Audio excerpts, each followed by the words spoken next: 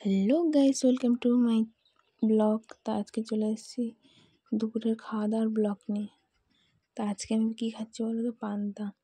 আর এই ক্যামেরাটা এভাবে হচ্ছে কেন? আমরা এমন জায়গায় আমি খেতে বসছি, ওখান থেকে রোদ এতটাই আসছে যে ক্যামেরা ঠিক করে পরিষ্কারই হয়নি।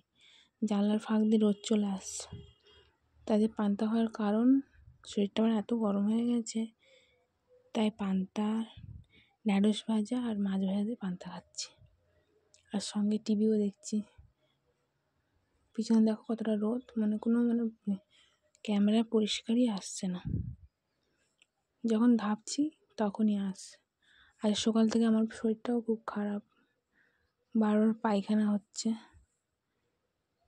পান্তা খেলে নাকি পায়খানা ঠিক হয়ে যায়, ওই জন্য পান্তা খাচ্ছি। ভাতও আছে, কিন্তু ভাতটা এখন খাবো না, বিকেলে খাবো। সকালে পান্তা খাইনি, খিচুড়ি খেয়েছি, তাই জন্য পান্তা খাচ্ছি। আর চেনাচুরটাও খাচ্ছি, কিন্তু চেনাচুরটা দেখা যাবে না, পান্তার সাথে মিশিয়ে নিয়েছি আমি চেনাচুরটা, ওই জন্য তোমরা দেখতে পাবে না চেনাচুরটা, বুঝলে?